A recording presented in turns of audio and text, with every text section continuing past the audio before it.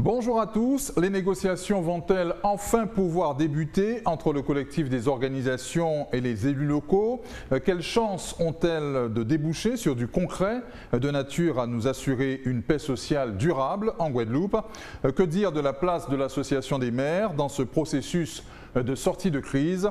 Jocelyn Sapotille, maire de la commune de Lamentin et président de l'association des maires, est l'invité de Franc-Parler. Bonjour Jocelyn Sapotille. Bonjour Guadeloupéens qui nous regardent, qui nous écoutent. Les chefs d'édilité ont donc un rôle clé à jouer dans cette sortie de crise espérée. Oui, depuis le début, nous avons été avec les autres élus de la Guadeloupe, conseil départemental, conseil régional ainsi que les parlementaires, force de proposition. Proposition raisonnable, proposition juridiquement, budgétairement soutenable. Nous ne sommes pas là pour faire plaisir et dire des choses, pour faire plaisir et faire entendre ce que les gens aimeraient entendre. Nous sommes là pour leur dire la vérité. Oui, et ce discours-là, il passe Mais ce discours-là, il faut le tenir, même quand certains vont peut-être cliquer en attendant que je dise ça. Je dis des choses, fais-moi dire là, et on n'y a rien pour dire, ils sont inutiles, etc. Non, mais c'est ça maintenant sur les réseaux sociaux. Mais moi, non, je dis ce que j'ai à dire. Je ne suis pas là pour tromper le Guadeloupéen. Je ne suis pas là pour lui dire ce qu'il a envie d'entendre. Je ne suis pas là pour le caresser dans le sens du poil et l'envoyer dans une impasse. Oui. Il faut que je lui dise les choses. Même si c'est politiquement risqué. Même si c'est politiquement risqué. Je suis là pour remplir un devoir de vérité vis-à-vis des Guadeloupéens. On peut nourrir, Jocelyn Sapotille, tout de même quelques doutes sur la volonté réelle des organisations syndicales d'être dans une démarche de construction pour en sortir ou pas? Il y a de la surenchère. Il y a de la surenchère, on fait croire aux gens des choses qui ne sont pas possibles et on se base sur des arguments qui sont des arguments qui malheureusement, techniquement, juridiquement ne tiennent pas la route, même si la revendication elle-même, je la trouve juste et légitime. Une revendication peut être juste et légitime, je comprends et je partage tout à fait la douleur, la souffrance et les difficultés des soignants aujourd'hui, mais dire à un soignant, je veux faire abroger une loi, non. Je le conduis dans une impasse où il ne s'en sortira jamais. C'est de l'irresponsabilité. C'est de l'irresponsabilité. Je dois lui dire la vérité. Je dois lui expliquer comment fonctionne le système législatif français, qu'est-ce qu'on peut faire pour pouvoir le défendre, qu'est-ce qu'on peut faire pour prendre en considération sa situation, qu'est-ce qu'on peut faire pour l'accompagner. Je dois faire ça parce que ça me touche, parce que ce sont des gens qu'on ne peut pas laisser comme ça au bord de la route sans solution. Donc c'est pour ça très tôt nous avons dit, nous mettons un processus en place et je l'ai dit devant le Premier ministre pour arrêter les sanctions, commencer à écouter les gens parce que c'est quand même une mesure, avant d'être un truc général, c'est quand même personnel, individuel, ça touche la personne. Donc arrêter les sanctions financières, commencer à écouter les gens et à discuter avec eux parce que chacun a sa raison pour ne pas vouloir et trouver des voies de sortie qui sont des voies de sortie qui sont aujourd'hui réalisables. Oui, donc vous adhérez à ce qui a été mis en place de manière transitoire? C'est nous qui l'avons demandé. C'est nous qui l'avons demandé et nous espérons que ça va aboutir à des solutions. Nous n'avions pas dit jusqu'au 31 décembre, nous avions dit jusqu'à ce qu'on trouve une solution pour chaque personne. D'où ma question. Voilà, donc le gouvernement, vous savez que vous êtes dans une négociation, le gouvernement nous a dit je vous écoute, ce que vous nous proposez nous paraît possible, mais jusqu'au 31 décembre. Il faut aller au-delà du 31 décembre? Je pense que peut-être pour certaines personnes, je dis bien peut-être, il va falloir aller au-delà du 31 décembre parce que ce sont des situations peut-être complexes, psychologiquement complexes, difficilement complexes, humainement difficiles. L'exercice de négociation auquel vous vous prêtez, il faut le voir comme une co-construction entre d'un côté les élus et les syndicats et de l'autre l'État? Alors une co-construction sur la méthode, oui. Donc nous avons demandé aux syndicats... Après la méthode, chacun sa place. Après la méthode, chacun sa place. Nous avons demandé effectivement de nous faire des propositions sur la méthode et après la méthode, chacun sa place. L'État à sa place, les élus à leur place et les syndicats à leur place. Et puis nous allons voir comment nous pouvons converger pour trouver une négociation, c'est l'un doit faire un pas vers l'autre. Le gouvernement, avec le recul, a été bien inspiré de contraindre les élus locaux à jouer pleinement leur rôle. C'était un peu violent, mais n'était-ce pas nécessaire? On était déjà dans notre rôle, sauf qu'à un certain moment, effectivement, les élus locaux n'ont pas voulu adhérer à un discours qui était un discours, on a estimé, trop guerrier, trop martial. Même si nous disons qu'il fallait remettre l'ordre. Il fallait remettre l'ordre, mais il fallait le dire d'une certaine manière pour ne pas attiser davantage le feu. Et nous avons estimé qu'il fallait marquer ce moment-là et dire que nous souhaitons un comportement, un discours qui soit plus un discours de rassemblement que de division. Comment voyez-vous l'évolution, Jocelyn Sabotille, de ces négociations qui vont débuter? Parce que ça a du mal, ça patine un peu, mais elles vont finir par débuter. Un grand coup de collier durant les 10 prochains jours sur les urgences, et ensuite rendez-vous après les fêtes? C'est notre vision. Nous pensons qu'il ne faut pas traîner avec cela. D'ailleurs, je n'y étais pas ce matin pour d'autres raisons, mais l'association des maires y est. Je pense qu'on a perdu une matinée, je le dis très sincèrement, puisque ce que nous avons proposé... On est dans la posture. Oui, on est dans la posture. Ce que nous avons proposé, c'est ce qui va se faire, alors qu'on aurait pu commencer depuis ce matin. Donc moi, je pense qu'il faut y aller. Il faut se retrouver rapidement sur les dossiers, sur les thématiques. Et moi, je propose comme première thématique, non pas la vaccination, parce qu'avec les élus, on ne pourra pas traiter la question de la vaccination, puisque ce n'est pas de notre compétence. Donc ça, avec l'État, mais quand l'État acceptera de venir autour de la table, pour l'instant, ce n'est pas le cas, mais le faire avec le syndicat, discuter, travailler sur des thématiques comme la jeunesse, qui est pour moi une thématique essentielle et primordiale. Oui, la priorité donc c'est la jeunesse. La priorité c'est la jeunesse, parce que s'il y a quelque chose que révèle ce mouvement social, en dehors bien sûr de la problématique vaccinale, c'est qu'on a une jeunesse qui est en grande souffrance, et c'est une réalité ça. Et par contre, il faut donner les bonnes réponses. Et là aussi, je dis pareil, tout comme pour la question de la vaccination, là, je pense que le syndicat ne donne pas la bonne réponse. Je pense que pour la jeunesse aussi, il faut donner les bonnes réponses. Et ce que propose le syndicat, ce sont des revendications, mais pour moi, ce ne sont pas des réponses. Les réponses, il faut qu'on puisse les construire ensemble. Et il a donc fallu que la Guadeloupe brûle, que l'on ait eu à déplorer toutes ces violences urbaines pour que l'on prenne les problèmes du pays à bras-le-corps. Difficile de faire un autre constat. Oui, et malheureusement, c'est cela. Bon, ce n'est pas sans avoir alerté, puisque nous avons alerté. Pendant longtemps, nous alertons. Nous n'avons pas cessé de dire. D'ailleurs, quand on a arrêté les emplois jeunes, on avait averti. On disait, certes, ce n'est pas bon. Ce n'est pas bon parce qu'on est dans un système qui ne permet pas, effectivement, aux jeunes de s'en sortir à terme. Qu'il faut revoir le système, mais qu'il ne fallait pas arrêter aussi brutalement ces emplois jeunes. Et je pense que la conséquence, la crise, c'est aussi la conséquence de cela, puisque c'était quand même une soupape de sécurité, on peut dire ça, mais on ne pouvait pas non plus continuer comme cela. Donc c'est pour cela qu'aujourd'hui, il faut trouver les bonnes réponses, les réponses qui nous permettent d'aller vers des emplois pérennes. Et là, il faut toucher à des leviers qui dépassent la crise. C'est-à-dire qu'il faut toucher aux politiques publiques, il faut toucher à la fiscalité, il faut toucher à la norme en matière sociale, il faut revoir le paradigme et recréer quelque chose pour permettre à nos jeunes d'avoir des emplois. Que veut un jeune? Il veut du travail, il veut un logement et pouvoir construire une famille. C'est ça qu'il veut. Très bien.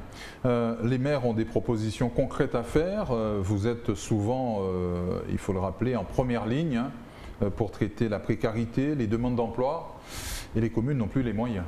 Oui, les communes n'ont plus les moyens, vous l'avez bien dit. Et c'est pour cela que je vous dis, il ne faut pas reprendre la méthode ancienne, il faut partir sur autre chose. Il ne faut pas revenir aux emplois aidés où ce sont les municipalités qui vont embaucher sans perspective. Il faut vraiment aller avec les jeunes. Leur demander quel est votre projet. C'est ça la difficulté. Un jeune, d'accord, je veux t'insérer et tu veux faire quoi?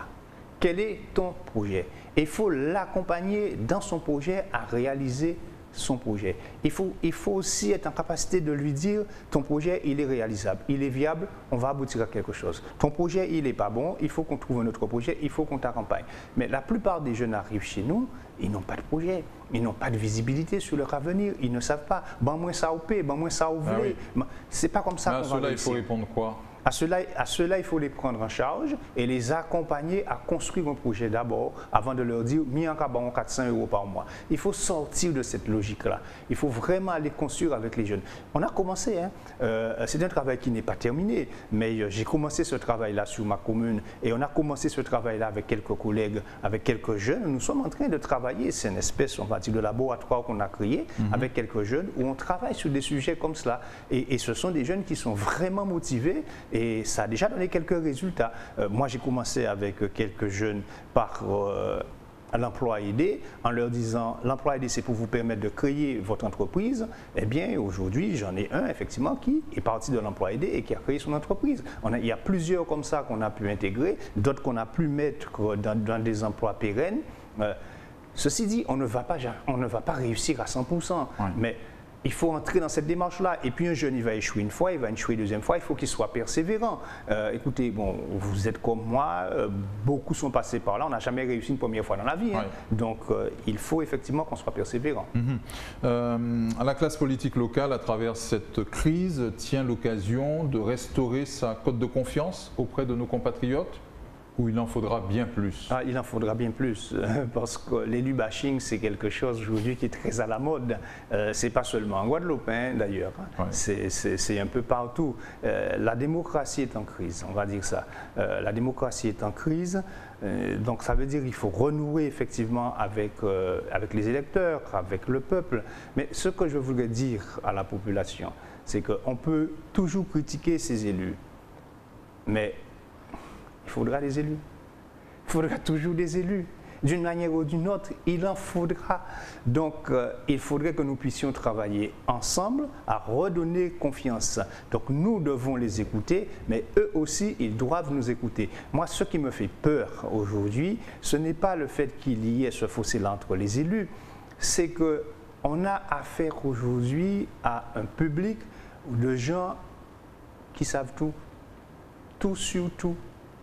Impossible aujourd'hui de dire quelque chose, vous ne trouvez pas quelqu'un qui clique dans un moment où son couillon fait médias là, ou pas qu'on est rien, etc., etc. Ils savent tout sur tout. Ils n'écoutent plus personne. Il n'y a plus de formation. Et ça, c'est compliqué. Il n'y a plus de pédagogie. Mais c'est compliqué à gérer parce qu'on a l'impression aujourd'hui qu'il suffit de savoir ouvrir Facebook ou je ne sais pas, n'importe quel réseau social, eh bien on devient intelligent, on devient cultivé, on devient fort dans tout domaine, etc. Et ça crée un vrai clivage, non pas entre les élus et la population, mais je peux dire entre les sachants et les profanes. Je suis, moi, profane dans beaucoup de domaines. Je n'irai pas apprendre à un mécanicien comment on fait de la mécanique, mais il ne m'apprendra pas non plus, moi, comment on fait du droit administratif. Mais je n'irai pas lui dire, s'il me parle de mécanique, ou son couillon fait médias là-haut. Donc, voilà là où nous en sommes. Et ça me pose problème. C'est notre société qu'il faut redessiner, qu'il faut repenser? Oui. Oui, il faut, à mon avis, revenir à l'éducation. L'éducation, la formation à l'esprit critique. Vous connaissez ça, c'est des choses qu'on apprend à l'école. Quand on donne à quelqu'un de l'information, il faut lui apprendre à distiller le vrai du faux, à douter. Un gros sujet de philosophie, ça, hein? Le doute. Ce n'est pas parce que vous avez lu quelque chose, vous avez entendu quelque chose, que c'est bon, que c'est vrai. Apprenez à douter, apprenez à chercher, apprenez à comprendre, apprenez à écouter. Et c'est ça notre problème aujourd'hui, c'est qu'on n'écoute pas et on prend au premier degré tout ce qui arrive.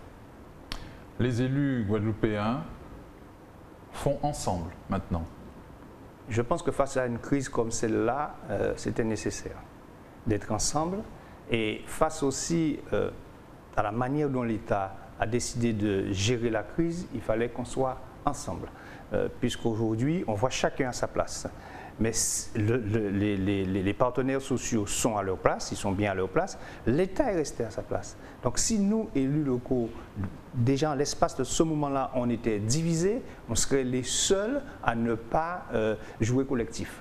Donc oui, c'est une belle forme d'intelligence et je pense que l'intérêt primordial de la Guadeloupe, eh bien, on a su démontrer qu'on sait la défendre ensemble, qu'on sait le défendre ensemble. Et bien voilà, donc les élus de la Guadeloupe ont compris qu'il faut jouer collectif dans une situation comme celle-là. Et cet état d'esprit, il faudra le faire perdurer en fonction des urgences? Pas seulement en fonction des urgences. Je pense que cet état d'esprit-là devrait durer pendant le temps de travail. Oui. Parce qu'il y a le temps de la compétition politique. Et aussi sur les sujets de fond. Et sur les sujets de fond. Il y a le temps de la compétition politique. Il y aura toujours la compétition politique. Heureusement d'ailleurs, parce qu'il faut des confrontations, des débats d'idées, etc.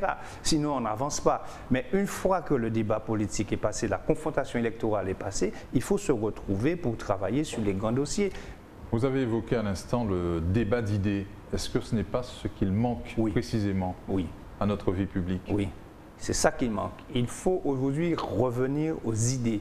Et il faut apprendre aujourd'hui à espérer, à rêver, à penser à une société avec un autre modèle. Aujourd'hui, concrètement, il faut poser le problème en Guadeloupe de la consommation et de la place de l'économie locale, d'une économie circulaire, d'un capitalisme guadeloupéen au profit des petits entrepreneurs guadeloupéens. Comment on peut créer de la richesse en Guadeloupe? Il faut, oui, créer des laboratoires d'idées à ce niveau-là et repenser la Guadeloupe. Vous savez, je visitais par le passé des personnalités qu'on a connues, comme Réminé Souta depuis à l'époque, dans les années 40. Le débat qu'on a actuellement, il le disait déjà. Il le disait déjà que la Guadeloupe doit penser à construire une économie qui nous permet d'être moins dépendants économiquement. On peut être dans la République et on restera dans la République, mais on peut être beaucoup plus responsable sur le plan économique et développer une économie locale. La Nouvelle-Calédonie va voter dimanche. Voulez-vous que la Nouvelle-Calédonie accède à la pleine souveraineté et devienne indépendante? C'est la question qui sera donc posée aux électeurs de ce territoire d'outre-mer. La Guadeloupe doit détourner son regard de ce qui se passe là-bas, histoire de ne pas être effrayée? Je pense qu'il s'est développé un processus en Nouvelle-Calédonie et j'ai bien peur pour le peuple kanak, puisqu'on sent qu'il y a une volonté du peuple kanak d'être souverain chez lui. On a vu les résultats. Je pense que la logique historique serait que la Nouvelle-Calédonie, ou que la Kanaki reste Kanaki. Voilà. Maintenant, après, il y a le brassage, bien sûr, des cultures, des populations, il y a l'histoire. C'est la question des gens qui vivent sur l'île. C'est une question qui dépend de la Nouvelle-Calédonie. Mais j'ai en moi cette idée que si les Kanaks n'arrivent pas à avoir leur souveraineté, on ne trouvera pas la sérénité. En attendant, les indépendantistes kanaks appellent au boycott. Hein, on le rappelle, c'est une forme de renoncement, non? Ils ne sont pas d'accord sur les délais, parce qu'ils pensent que les délais ne leur sont pas favorables. Et c'est pour ça que je vous dis que je crains que ça n'entraîne pas l'apaisement. Très bien. Sans parler de pleine souveraineté de la Guadeloupe, il faut se pencher sans trop tarder sur l'évolution de nos rapports ici en Guadeloupe avec l'Hexagone. Alors, je dirais avec le pouvoir central. Le pouvoir central, il est dans l'Hexagone, mais je dirais plus avec le pouvoir parisien. Pourquoi je vous dis ça? Parce qu'il y a d'autres régions qui sont aussi dans l'Hexagone et qui se posent les mêmes questions que nous et qui ont la même difficulté, les mêmes problématiques avec le pouvoir parisien. Donc revoir les relations avec le centre. Revoir les relations avec le centre. On a besoin d'un pouvoir local, on a besoin de leviers pour des politiques publiques locales plus efficaces. Ce que je propose, moi, c'est le principe de subsidiarité, c'est-à-dire faire à la place de l'État quand on peut faire mieux que l'État. Donc, ce n'est pas une réflexion uniquement parce que je suis à 8000 km, etc. Non. Quels sont les domaines dans lesquels faire à distance, ce n'est pas efficace, il vaut mieux faire en proximité. Et deuxième élément, c'est que je propose de mettre dans la réflexion, c'est le principe de proportionnalité. On fait à la place de l'État quand on sait faire mieux que l'État, mais aussi on fait à la place de l'État quand ça ne coûte pas plus cher aux contribuables. Jocelyn Sapoti a pris une autre dimension, on dirait là. Non, je pense que peut-être que ma parole est peut-être plus écoutée qu'avant, mais bon, ça c'est la vie politique qui fait ça. Bon, partout, quel que soit dans la profession que vous avez ou l'exercice d'une activité que vous avez, avec le temps, les gens apprennent à vous écouter, à vous connaître ou à vous apprécier. Je pense que c'est ça, mais j'ai toujours porté ces idées-là. J'ai toujours porté ces... Peut-être que maintenant c'est mieux entendu. Très bien. Merci Jocelyn Sapoti d'être venu jusqu'à nous. Merci. Merci à vous pour votre fidélité à Franc-Parler. On se retrouve très vite sur votre chaîne locale.